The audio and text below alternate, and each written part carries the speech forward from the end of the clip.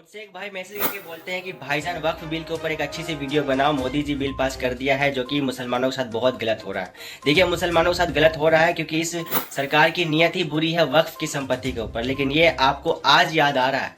इससे ज्यादा अफसोस की बात यह है कि वक्फ के पास लगभग 9 लाख एकड़ की जमीन थी जिनकी किराए के जरिए जो इनकम होती है वो 150 मतलब 150 करोड़ साल की इनकम थी। लेकिन 2006 में सचल समिति ने अपनी रिपोर्ट में कहा था कि अगर वक्फ की संपत्तियों का सही से इस्तेमाल किया जाए तो लगभग 10% राजस्व प्राप्त किया जा सकता है, जो कि साल के 12,000 करोड़ रुपए होते हैं। आपको पता है, ये 12,000 करोड़ रुपए, साल के 12,000 करोड़ रुपए से क्या क्या किया जा सकता था। न जाने कितने मदरसा को बनाया जा सकता था और उनका खर्चा भी उठाया जा सकता था। मस्जिदें बनाई जा सकती थी, उनका खर्चा उठाया जा सकता था। गरीब मुसलमानों का घर बनाया जा सकता था, जिनको घर नहीं उनको घर दिलाया जा सकता था। गरीब की बच्चियों की शादी की जा सकती थी। अस्पताल बनाया जा सकता था जिसमें हिंदू मुस्लिम सबका फ्री इलाज होता और उस अस्पताल का खर्चा उठाया जा सकता था। लेकिन अफसोस की बात है, ये सब कुछ भी नहीं हुआ।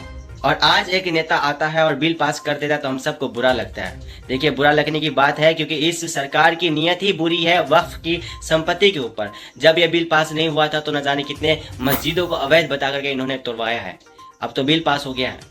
और जो लोग कहते हैं ना कि मोदी जी ने वक्फ के ऊपर जो बिल लाया है तो मुसलमानों के भले के लिए ही लाया है, मुसलमानों के भले के लिए सोचते हैं मोदी जी, तो मुझे एक बात बताओ, जिस पार्टी के राज में, जिस नेता के राज में मुसलमानों के मस्जिद तोड़ दिया जाता हो, मुसलमानों के मस्जिद के ऊपर से लाउड स्पीकर उतरवा दिया जाता हो, मुसलमानों के अपने रब की इबादत करने में पाबंदी लगा दिया जाता हो, सड़कों पे तो छोड़ो बल्कि अपने ही घर के छत के ऊपर नमाज पढ़ने में पाबंदी लगा दिया जाता हो, जब कहीं पर इलेक्शन होता हो तो राजनीति करने के लिए इनको मुसलमानों के नाम का सहारा लेना पड़ता हो, ऐसे नेता से क्या उम्मीद रखते हैं हम, क्या कि हम मुसलमानों के भले के लिए कोई बिल पास करेगी।